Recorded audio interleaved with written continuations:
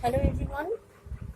In my previous class of narration, I have told about the rules of narration according to the tenses. Today, I am going to tell you about the kinds of sentences and their changes in narration. Okay. There are different kinds of sentences. In our early classes, we have discussed about the sentences. What are those? Assertive sentence, interrogative sentence, imperative sentence, optative sentence, and exclamatory sentence. Nowadays, imperative and optative are no more different. They are merged together. But I will discuss here as a separate one. You have to identify the sentences. You have to identify the sense of the sentences, right? Now, first of all, I'm going to discuss about the conversion of assertive sentences. Okay, so while reporting assertive sentences indirectly, you have to observe the following rules, which I have written for you. You must write down the rules in your copy. Okay, now rule number 1: the reporting verb say is changed into tell if there is an object after it. Otherwise, it remains unchanged. If there is no object, then it will not change. It will be remain say in the reported speech. Now, number 2. Remove the comma and the inverted commas and start the reported speech with the conjunction that.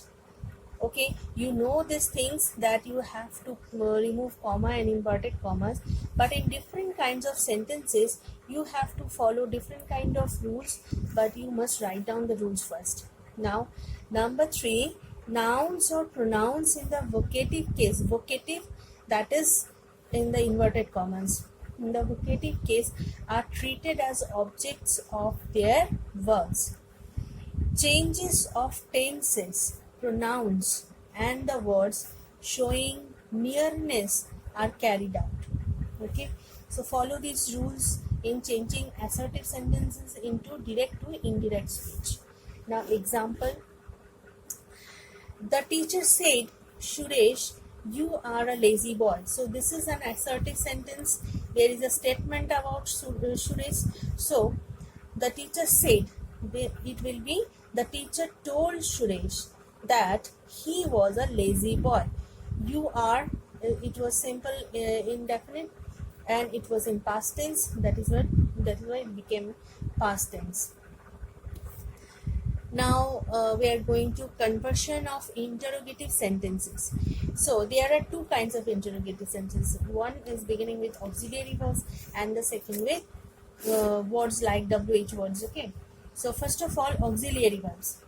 What kind of rules should be followed in auxiliary verbs? So rule number 1: the reporting verb say is changed into ask or inquire, etc. if there is an object after the reporting verb. If there is no object, it will be remain same, but if there is an object, you have to make it ask or inquire. It will be asked or inquired too. It can be if it is in said. So remove the comma and the inverted commas and start the reported speech with the conjunction if or whether. So in interrogative sentence, you should notice that it will start with if or whether. Change the reported speech into assertive form. You have to make it assertive. No more question will be there. No more question mark will be there. Nouns or pronouns in the vocative case are treated as objects of their verbs. So let's go to the example. Let's see see the examples. The visitor said to me is. Look here, it start with auxiliary verb is. Is your father at home? Question mark, inverted comma, close. The visitor asked me if my father was at home. So there is no more question mark here. It ends with full stop.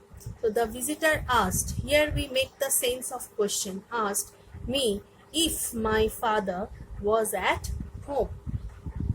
Now, in the second kind of interrogative sentences, that is beginning with interrogative words. Interrogative words. Rules.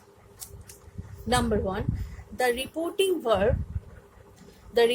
verb say is changed into ask or inquire, that we have earlier learned in our number 1 in the case of auxiliary verb, etc. If there is an object after the reporting verb.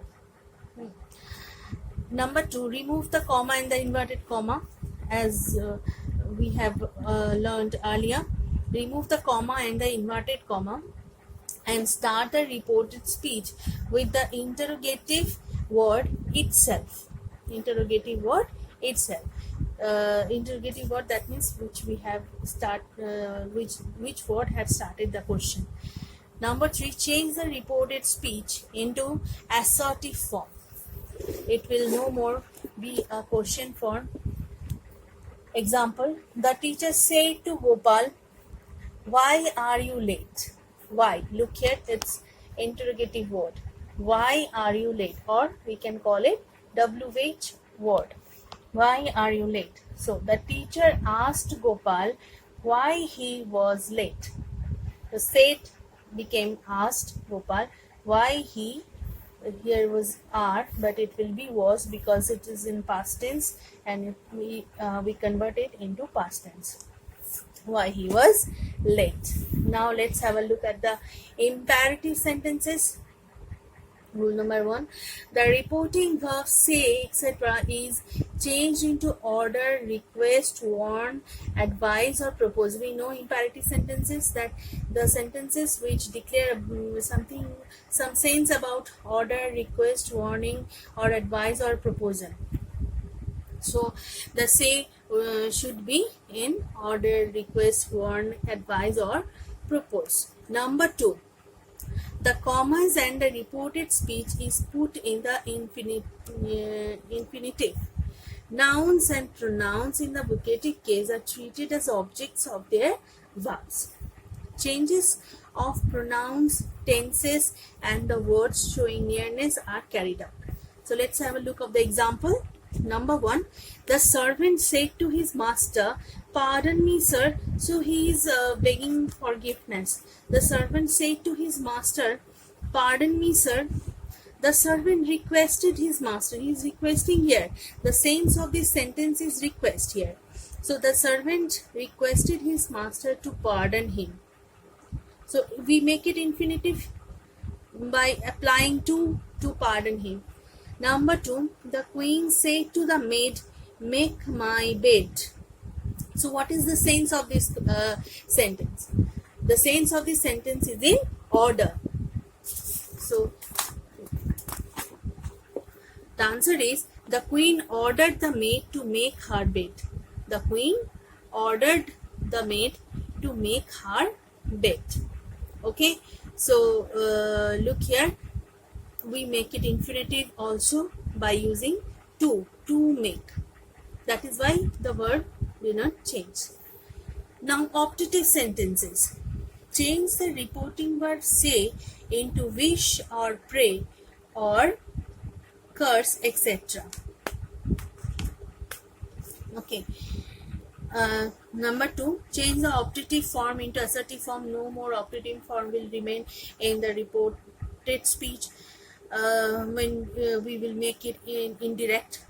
Number 3, introduce the reported speech with the conjunction that. So let's have a look at the example. The old mother said to her son, "May you live long and prosper." The old mother said to her son, "May you live long and prosper." It is the exclamatory sign and inverted comma close. So the old mother wished. Here the sense of the sentence is wish. The old mother is wishing. The old mother wished that her son might live long and prosper. Number 2, God save the king, said the people. So the people is praying something for the king. to the God. The people prayed that God might save the king. So we can do it directly. The people said, the people prayed that God might save the king. So the thing which is very much important for us, that we have to understand the sense of the sentence. What the sense here the question is applying. You have to understand the sense, and then you have to write it in the place of said or that before it. Before that, okay, in the place of said we are applying that, and before that we have to write down the sense of the sentence, right? Now exclamatory sentences. So in exclamatory sentences we have to follow some rules also. So write down the rules here.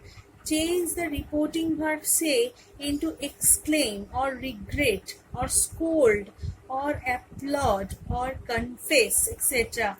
That means exclamations make sense in this kind of things. So we exclaim in these cases. We exclaim with joy. We exclaim in regret. We exclaim when we scold someone. We exclaim our wonder when we applaud someone. He or she is performing something that is superb in its excellence, superb in its form, and it's very much excellent. So it may be applaud, it may be confess also. We exclaim in wonder when we confess something to someone. So the words should be like this: exclaim, regret, scold, applaud, confess, etc. according to the feeling. Look here, according to the feeling expressed in the sentence. So first of all, you have to identify the feeling of the sentence. Number 2, change the exclamatory form into assertive form. You have to omit the exclamatory form, but we have to make the indirect sentence exclamatory by using such words which we have learnt earlier in the early point, that we can apply the words like exclaim, regret, scold, applaud, confess, etc. Okay, so we have to write it in assertive form. Now number 3, omit all interjections. That's like wow, alas, fine, like this, hurrah. We have to omit all this kind of interjections. Omit all interjections and use the conjunctions that to introduce the reported speech. Complete the sentence if it is incomplete. Sometimes in exclamatory sentence we notice that the sentence remain incomplete, but we have to complete according to our sense. What we can sense by the incomplete sentence, we have to add it with the indirect form of sentence. Now go through the example. She said, "What a beautiful flower it is." So when we see a beautiful flower, we exclaim like this. She said, "What a beautiful flower it is!" Exclamatory sign and inverted comma closed. She exclaimed in wonder that the flower was beautiful. She exclaimed in wonder. This makes the sense. Okay, that the flower was beautiful. Okay, here are the some forms. So here are the forms of sentences and how you can convert those sentences. I told you. Okay, now I will give you some exercises which I will give you in snapshots. You just write down the questions in your copy and then try to answer the questions yourself. Okay, now one thing I want to add with this, that there are some typical sentences, some other kinds of sentences which we can face when we convert the direct sentence into indirect one. So what are those kind of sentences? The sentences like the pupil said to the teacher, "May I come in?" So is "May I come in, sir?" The pupil respectfully asked. We can write like this. The pupil respectfully asked the teacher if he could go in. Now, I can see one thing more, that the beggar said to him, "A lot of thanks for the timely help."